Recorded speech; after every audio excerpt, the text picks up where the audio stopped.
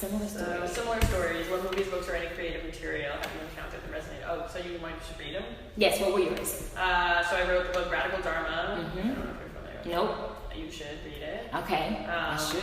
Do you want me to read exactly what I wrote or just the names of the things? Oh, you can read all of what you wrote. Okay, so I wrote Radical Dharma by Reverend Angel Kiddo Williams and Lama Rad Owen. It captures a lot of my spiritual / activist / queer sensibility. Oh yeah, I read all of this. I've always felt a kinship with fictional characters who are somewhat isolated, intellectual little girls like Roald Dahl, Matilda, Eliza, and Nickelodeon's The Wild Thornberries. In college, a friend named me Penny after Inspector Gadget and Tech Savvy Niece. Also, I think she was blonde. She was redhead. Yes, she was. Yeah, because I think at first I thought it was because she's a redhead, but then I was like, no, she's blonde. The way that James McBride describes his white Jewish mother in The Color of Water resonates with me in a sense that if I had grown up in a more repressive time and place, I imagine I might have responded similarly to how she did. You're familiar with that book? Good. I also really resonate with the idea of being a, quote, receiver of memories, imagined by Lois Lowry in The Giver, the receiver of memory. Are you familiar with The Giver? Yes. Okay, so then I just explained. I said, the receiver of memory is an elder who preserves historical memory on behalf of a society who forgets by design is employed to maintain social order. I have not read all The Giver, so that is helpful, but I am familiar with it. Oh, you should read it. Yes, I know. Trust me, I get these similar story materials. I'm like, this is so great. I can build up a library. There's some You'll amazing read it in connections. pretty quickly. It's but written for children. Yes. Okay. Well, yeah. But it's Maggie. Yeah. Okay. So you can keep that pulled up, and as I go back to this question, how can you be more responsible, or be responsible in the moment like this where you're not feeling you are enough? And I bring up similar stories because I'm wondering if there's any material in your similar stories that brings up a sense of self-determination or empowers you, or there's like an empowering moment inside of any of your similar stories material that allows you to see yourself, or that you can utilize as a way of imagining or using that for energy or for source or as a tool in your responsible discerning, like how you're trying to figure out being more responsible. What is there, if anything, from any of the similar stories that you put down there that you can source for inspiration in becoming self-determining with using self-determining towards your story affirmation? And like, so basically, what can help fuel me getting to where I'm at? What could you pull from it? Gotcha. I mean, probably bits of all of it. So for Radical Dharma, I feel so that book is very much about the need for activists to be more mindful and mindfulness gurus to be more activist, and how that otherwise activists just burn out and are useless, and mindfulness people are just in their own world and are also useless. So I think that, and then there's also a queer feminist component to that, which I think is kind of part, necessary. So I think that really resonates in terms of because by the time I read that book and came to, I've been following Angel Williams for a while, but I think that it wasn't oh my god, this is new information. It was just sort of oh yes, obvious. I think it really captured a lot of it put a lot of struggles that I have felt or false binaries or whatever into a meaningful context. So that would be oh, instead of these things being a flawed conflict within me, this is just part of the nature of existing and trying to do these things at the same time. Kind of. So that in terms of the cartoons, they're just so cute. I think that in the sense of oh, this is just not an isolated. But my experience wasn't really the same as theirs, so that's what's kind of interesting because I didn't really feel isolated as a child. But I think that more has to do with, but I do think that isolation, I isolated myself to the extent that I think people, women in particular, maybe kids, are sort of nowadays, I don't want to say shamed because I think that's intense, but it's if you're by yourself reading books all the time, that's considered kind of a weird thing, an antisocial kind of, you know. So I think to that degree, then I guess like yes, I was isolated or viewed as isolated. I feel isolated because you're with your book, like you know what I mean? Like you like to read, I imagine. So that's not exactly what is going on with all of these characters, but I think the only thing that to me that has to do with like not enough is just like any sense of kinship you feel with anyone. It's just like, oh, this isn't just me experiencing this or going through this, like this is just a narrative, like a mythology of the little girls, you know. Okay. Color of Water, I mean that book is like one of my favorite books of all time. I usually read it at least once a year. And I want to make sure as you're going through this list, you're thinking right alongside it about these things, these tools being inserted into this feeling around Jay. Oh, okay. Well, because you're naming great things that I'm hearing, and I'm sitting here like, wow, applying that into Jay, like this, you know, understanding this this is a narrative, not only just happening to me, or you know, the things you've named just now. Right. Thinking and right alongside of being inserted into this kind of moment with Jay. Oh well, yes, definitely in terms of the isolated intellectual little girl, for sure, because that was, I mean, some of it was definitely aggravated by my depression and mood disorder stuff, but nevertheless, that was a fundamental part of my character, was like spending a lot of time like reading and doing research and writing, and like that's always been a part of who I was. So definitely when like he started to feel really like neglected and marginalized because of that, and I felt like he was like impinging upon like the space that I really needed, that he knew I needed, you know, there was definitely a sense there of kind of like betrayal, like you knew this about me, like come on, you know. And I think in general, who was it?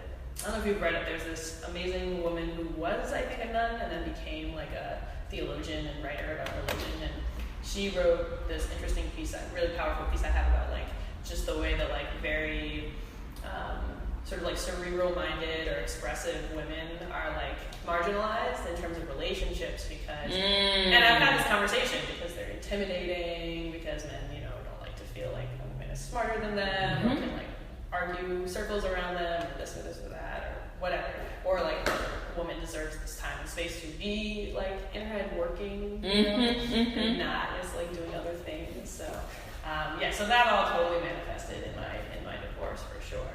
And I think, but in particular, it was like I said, it was like, well, you knew this about me, so, you know. So it almost kind of by the end read as a like, oh, like you thought you could deal with this, but you can't. No one, you know, obviously no one can, kind of. You know, it's easy to take it back. And how can this, what you're naming, the isolated little girl, telling these stories, how can this be seen and flipped as a tool that can create a sense of response, a sense of like, I found an opening here for me to step closer to feeling like I am enough?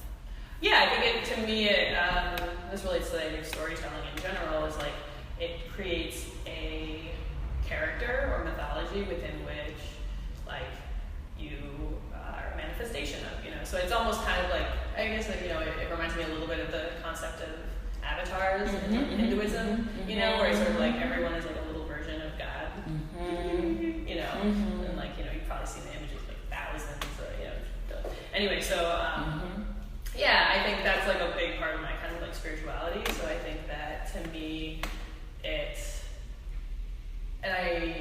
stories are how we capture, you know, a lot of those, what's the right word? Archetype, maybe? Yeah.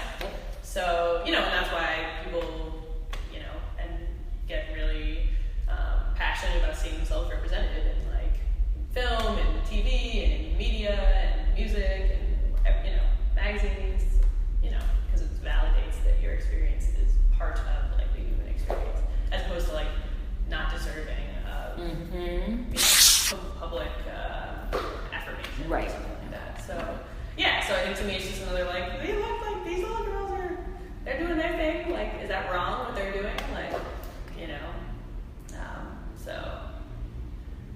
Yeah. I guess that's that. That wasn't all of them. And that feels affirming to you that, you know, they had these other girls had their spaces.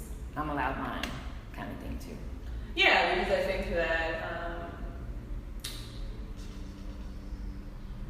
I think that Jay in particular, and I think maybe we both like devolved into this, and this is something that happens with breakups probably often, but from my experience was definitely that he started to just essentially assert that like very core aspects of my like being and personality were just like impossible to live with. It like prevented me from loving someone fully, prevented me from like nurturing and caring for people like that. It was like one or the other. Like versus just him. That it was about him, not everyone. These things about myself made me like a bad wife, a bad partner. Like these things were irreconcilable with like the role that he wanted me to like fulfill in his life at that moment. Even though like I didn't change that. Like I kind of became depressed, so that was relevant, But even then, when that became the topic of discussion, it was like he never really took that seriously as a cause. I think he did at a certain level, but then I think he couldn't because then he would have felt responsible for taking care of me, and guilty that he wasn't and stuff like that. So anyway, so yeah. And then The Color of Water was the last one. One of the second topics. Color of Water and then The Giver. Those were the last two. Okay. So let's see, The Color of Water, in terms of my relationship with Jay, because I think that, it's really complicated. Like the politics of what happened in that book are really complicated. And it's easy to like lionize the mother because it's like really his like ode to his mother. But it's also, it's complicated that she found her redemption like by just essentially moving into like a Black community and like completely, talk about like denying history. Like for her, like she did not look back. That part of her I don't resonate with at all. Like I think The Giver kind of fills in that, So I resonate with her desire to like get the fuck out of there and to just like, do her and try to like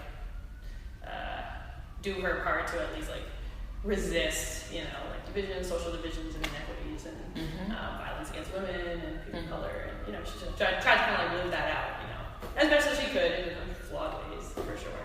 So, Jay and I, we argued a lot about, towards the end, about like, that was a big also component of what happened between us, because it was like, he came from a background where he had experienced a lot of racism and other forms of trauma and oppression, and way more so than I had, really, easily, because I hadn't really at all, or maybe 2 degrees that I wasn't really aware of at the time. So, at all, that's an exaggeration. But, anyway, so, certainly not racially, but, so, when my career, when he met me, was really not very grounded in any sort of racial consciousness, because I hadn't really, gotten there yet. So, when that started to become a real, focus of my work, I think he was really, he didn't really want to spend time talking about that. He wasn't, really, he was progressive, but he wasn't really, activist-minded in terms of, wanting to spend a lot of his time, discuss it, have conversations, but, I was, really obsessed, in a, I gotta get this right kind of way. Right. In a very naive, where's the answer? At first. So, he didn't really want anything to do with that, or / he felt like that was a threat because I'm spending time on that and not with him or talking to him. He felt that that was me just reifying white supremacy because I'm not giving loving my partner who's a person of color while I'm reading Malcolm X or that there was an innate irony and bullshit to that, which he felt in general about white people, which I don't disagree with often, and we would talk about that.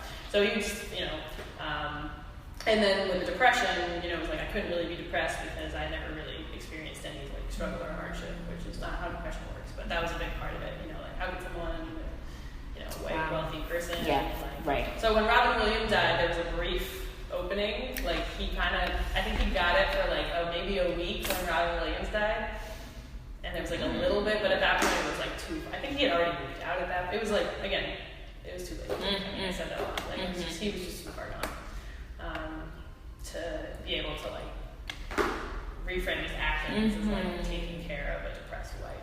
He wasn't in that space at all, so. Yeah, so anyway, that's like some of the race and class aspects to it. There were more, but... Right. And the response-able piece in this The response-able piece would be, I think...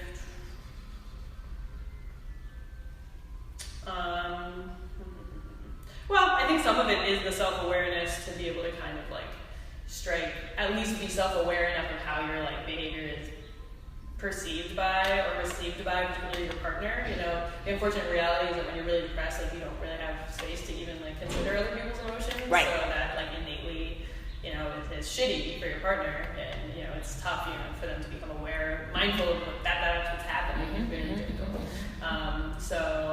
But yeah, I think that, you know, if I had been in a slightly better space, at least I could have been aware enough to be like, okay, yeah, like I get why this is bothering you, why you feel this kind of way, like what could be, like, you know, this is what I need, like, you know, to actually have like a real conversation about like needs and stuff like that, be transparent about it. I think in general with all of those situations, I don't know how that relates to the book though. I don't know. I mean, I feel like the book is like she did the best she could, and she like did some things well. Yes. She did the best she could. Yeah.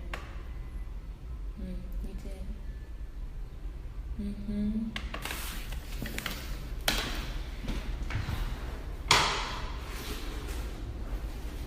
You got the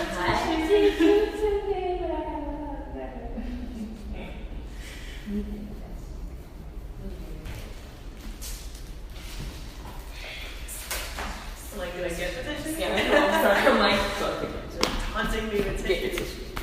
and you saw. Yeah.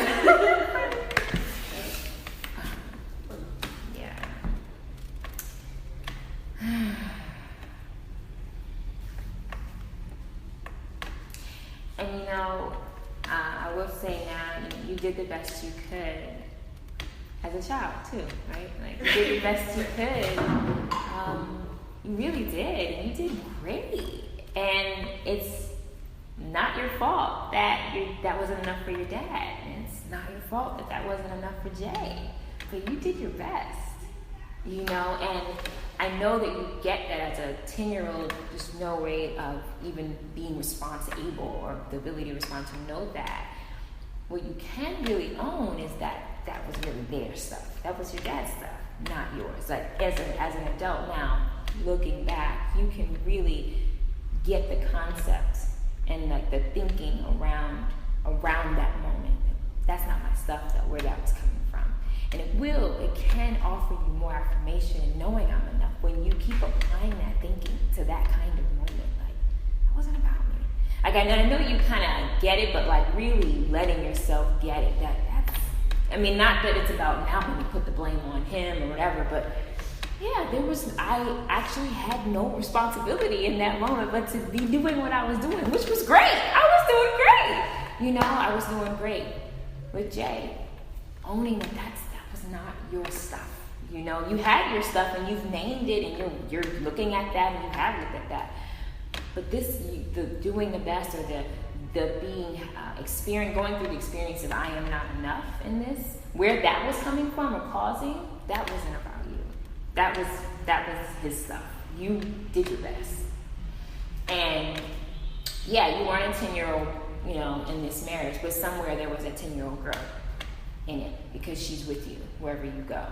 Yeah, and she was getting triggered by this person wanting you to keep doing and doing, and the ceiling just rising and rising and rising for you where you couldn't reach, or you tried, you kept trying to have to reach it, and it just kept getting higher. That's a game, you know. And it's one that no one can win. More really, not even them. We're not talking about them, but they can't even win at that game. So which is why that's not about you. You know, that's a whole other psyche you can get into. But really, you allowing yourself to own. I am enough because I did my best. Or maybe I didn't, but like, you know, I still exist and I still have room and chances to grow. And it's my right to have that space, right? Just as a human being. So you're doing enough. You're doing enough. but more importantly, you are enough, whether you're doing enough or not. And that's something you can choose to take on or not, but it will affect that little girl and that's still in you. It will affect her, you owning a space that it's not your fault where that came from. And you were then and still are now enough just because of being Aaron and not attributing enoughness to what you're doing or not doing. That also connects with what we initially started out with as a challenge, which is the smoking weed and the judgment around that. We're talking about all these things apply to that challenge as well. And a lot of what came up with that is this right? Should I do it? Should I do it this way or that way? And you're enough. Seeing what I would like for you for homework this week. There's 5 pieces of homework, but I leave in others. You've already done 3, so don't worry. Oh, okay. There's 2 more left. Later. Sorry, no. I've been throughout the whole process, which I thought would be helpful to share with you. Front end. That's supposed to be the front end, but you have 2 more. But this is something I'm throwing in, and I may do that here and there. This is a thinking piece for homework. To think about these response-able story material. I know we got to the giver, but you just read through it. But excuse me, we'll finish that last piece. But I want you to insert these understandings of how these can be tools for you for responding, the ability to respond, specifically to get steps closer to I am enough. That's what you're getting to. That's what you're sourcing and pulling these materials from to put you towards.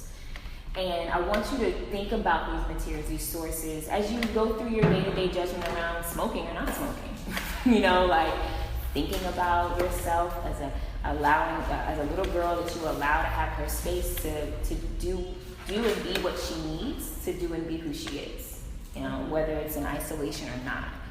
The ways that you just named the different materials as tools for being able to be more aware that you are enough. Mm-hmm. Think about them as you go through your judgment each day around smoking weed or not. Mm-hmm. Okay. And just look at, not with a razor sharp eye, but just kind of hold space mindfully for where you see your decision making going as you insert that kind of thinking. Mm-hmm. And let me know how that goes for next session. We didn't get to the giver. I would like for you to,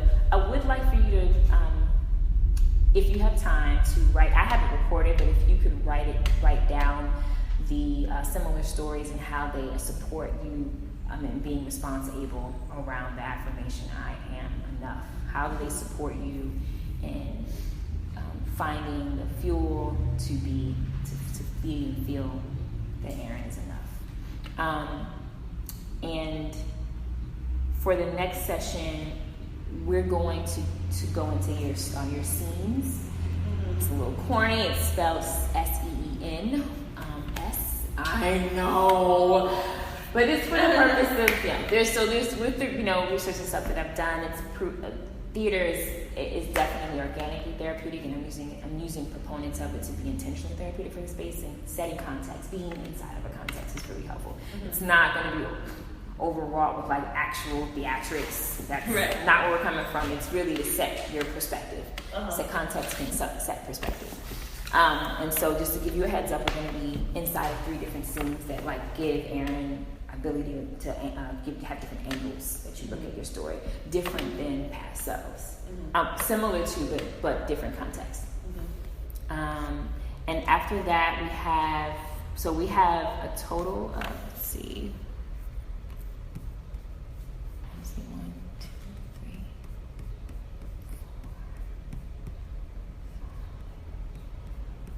Yeah, so we'll have a total of 6 sessions left, including next session, just to give you a gauge, and it's 1st of July, so we'll definitely be done long before your program begins, so that won't be a worry. Any feedback or any questions you have about what? That's your homework. Yeah, the other homework pieces are written, so you'll get next homework piece after next session. It's every 2 sessions there's homework.